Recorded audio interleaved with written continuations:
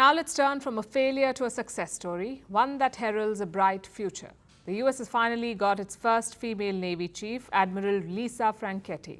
She's finally been confirmed as the US Chief of Naval Operations. It also makes her the first female member of the US Joint Chiefs of Staff.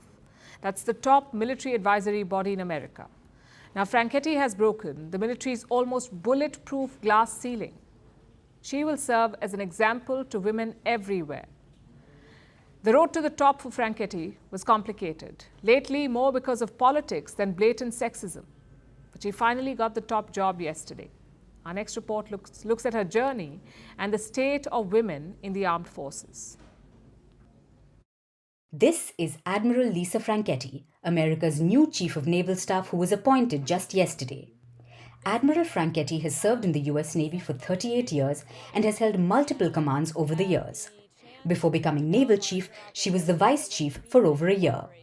Before that, she was the head of the US 6th Fleet, the fleet that looks after America's European and African operations and is headquartered in the city of Naples. The Admiral has also led US naval forces in Korea and commanded American aircraft carriers.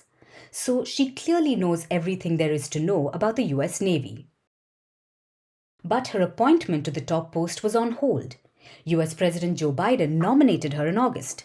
Since then, she's been serving as acting naval chief. The official confirmation from the US Senate came only this week. What was the holdout? A Republican Party senator. He was blocking hundreds of promotions, and his reason was patriarchal, but not in the way you might think.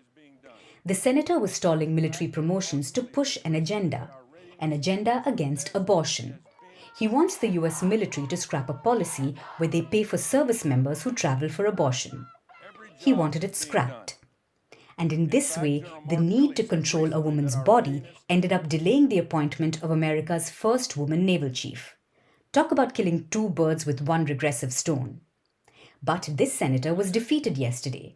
His fellow Republicans overruled him and finally let Admiral Franchetti take command. It marks the first time a woman is a member of America's Joint Chiefs of Staff. That's a group of the 6 heads of US military services. And there's a chairperson and vice chairperson. So it's an elite 8-member body that advises all military decisions in the US. And it now has a woman as a full member. The head of the US Coast Guard is a non-member attendee of the Joint Chiefs of Staff meetings. And this post too is held by a woman. Admiral Linda Lee Fagan. Biden appointed her to the post last June. At that time, it was unprecedented. But Admiral Franchetti's appointment goes one step further for women in the military. She joins a select group of women who lead military branches in their nations. There was Slovenian Major General Alenka Ermenc, who became the country's army chief in 2018. She then went on to become NATO's chief of defense. In Jamaica, you have Rear Admiral Antoinette Wemyss Gorman. She's the country's chief of defense staff. But these women are the exceptions. Around the world, military service is still seen as a man's profession.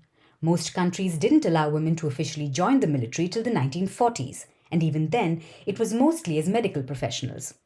Over time, things have gotten better. Some countries even have women serving in combat roles, but that's not the case everywhere. Like in India, where women are just being allowed to take up historically male assignments.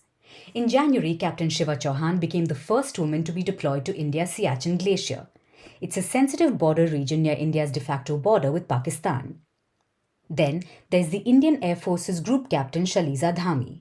She became the first Indian woman to be given command of a frontline combat unit. This was in March.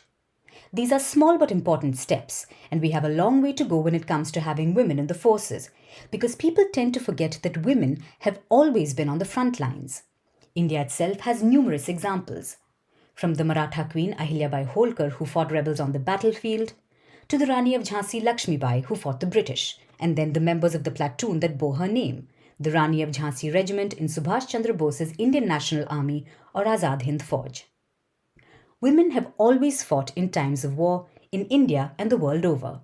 Admiral Lisa Franchetti is one of the few who are getting their due recognition, and it's something the rest of the world can learn from.